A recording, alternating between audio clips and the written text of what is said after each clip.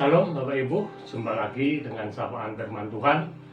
Pada hari ini Senin tanggal 11 Mei tahun 2020. Sebelum kita menerima firman Tuhan, kita terlebih dahulu datang kepada Tuhan di dalam doa. Mari kita berdoa.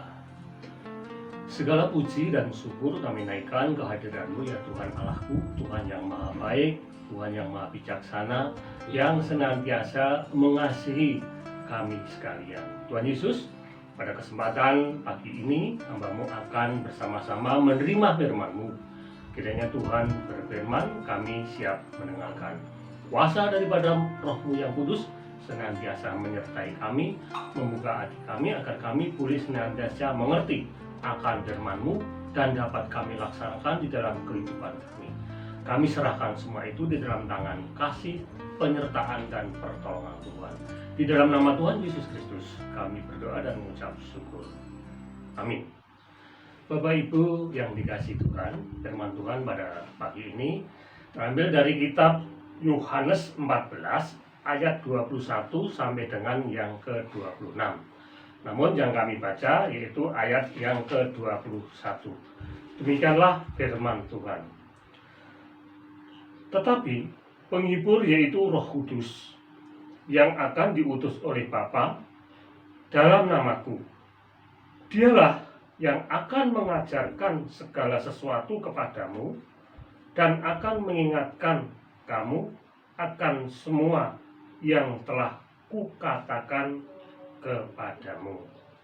Demikianlah firman Tuhan. Berbahagialah yang mendengarkan firman Tuhan dan dapat dilaksanakan di dalam kehidupan sehari-hari. Bapak Ibu yang dikasihi Tuhan, kita mengenal di dunia ini ada dua roh. Yang pertama adalah roh hitam atau roh jahat yang berasal daripada iblis. Dimanapun roh tersebut yaitu kuasa yang dapat menguasai, memasuki dan mempengaruhi seseorang sehingga ia melakukan perbuatan dosa. Ini identik dengan roh jahat yaitu iblis.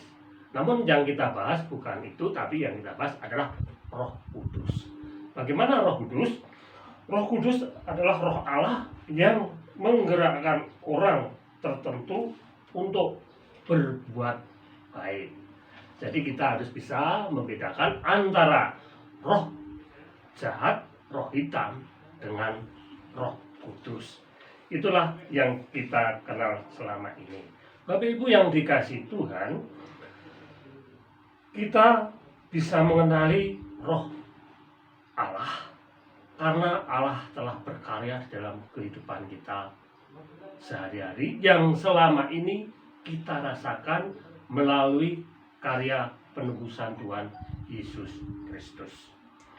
Ketika Tuhan Yesus naik ke surga, Dia berjanji kepada kita untuk memberikan roh penghibur kepada kita semua, agar kita terus dan terus menerus untuk dapat melanjutkan cita-cita daripada Tuhan Allah, yaitu berkarya melalui pengabaran Injil. Yang perlu kita perhatikan yaitu kita dikuatkan oleh Roh Kudus, dihibur oleh Roh Kudus, disertai oleh Roh Kudus. Tanpa Roh Kudus, hidup kita akan hampa, tak berguna. Kehadiran Roh Kudus memberi kita kuasa untuk hidup yang benar dan tetap dapat berjalan menurut sesuai dengan perintahnya. Lalu pertanyaannya, yaitu sudahkah kita merasa disertai oleh Roh Kudus? Tentu sudah. Jawabannya demikian.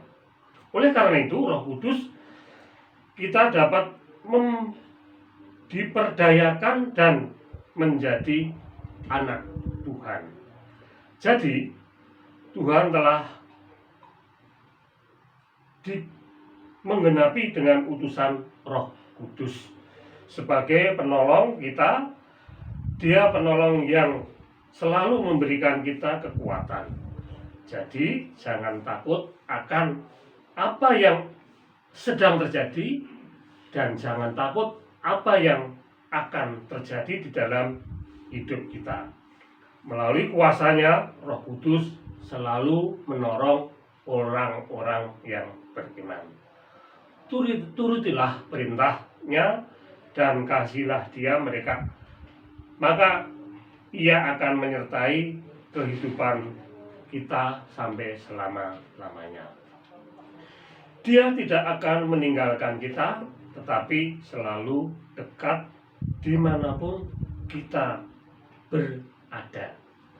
Kita sering merasa takut apabila ditinggalkan oleh orang yang kita kasihi, merasa kesepian, dan selama ini kita dapat tinggal dan hidup bersamanya. Tetapi sekarang tidak lagi menjadi rasa takut.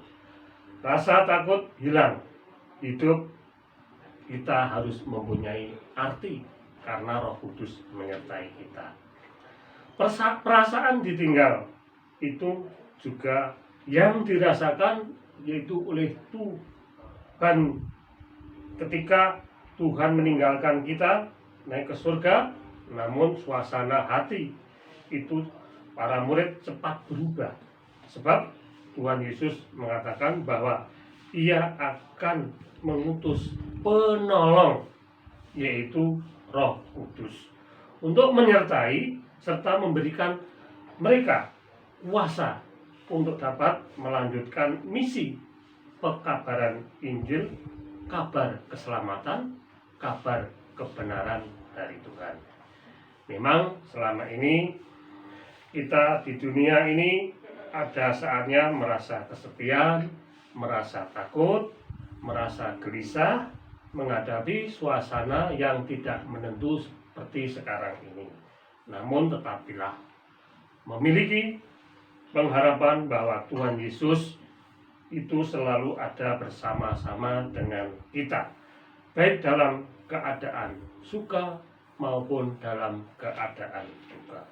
Walaupun kita dapat melihat Allah, walaupun kita tidak dapat melihat Allah, namun iman percaya kita dapat melihatnya dan dapat merasakan bahwa Ia yang berkuasa selama ini di dalam kehidupan kita sehari-hari, serta yang menyertai, membimbing, dan menolong kita. Melalui kuasa Roh Kudus, kita dapat hidup tentram bersama Roh Kudus. Tuhan memberkati. Haleluya. Amin. Kita datang kepada Tuhan di dalam Tuhan, di dalam doa. Terima kasih ya Tuhan atas sapaan firman-Mu yang boleh kami resapi, kami terima bersama, sehingga kami boleh Tuhan kuatkan melalui kuasa Tuhan, yaitu kuasa Roh Kudus. Tuhan, kami mengharap kiranya kuasa Roh Kudus senantiasa menyertai di dalam kehidupan kami sehari-hari. Tuhan Yesus, kami serahkan kehidupan kami pada hari ini di dalam tangan kasih Tuhan, dalam penyertaan Tuhan dan pertolongan Tuhan. Kami serahkan semua itu karena kami percaya kepada Tuhan Yesus yang telah senantiasa memberikan kekuatan kepada kami semua. Tuhan Yesus, kami juga berdoa kepada gereja-Mu di sini, biar Tuhan berkati dalam menghadapi pandemi COVID-19 ini supaya segera dapat selesai atas berkat pertolongan Tuhan. Kami serahkan warga gereja-Mu di sini, semua kiranya Tuhan urapi dengan kuasa-Mu dengan Roh Kudus agar warga-Mu gereja di sini dapat merasakan sukacita dan kebahagiaan bersama Tuhan. Tuhan, kami menyadari akan dosa kesalahan kami mohon pengampunan. Doa yang jauh sempurna Tuhan kami panjatkan di dalam nama Putra-Mu yang tunggal, Tuhan kami Yesus Kristus sebagai juru selamat kami yang hidup. Terima kasih ya Tuhan. Amin.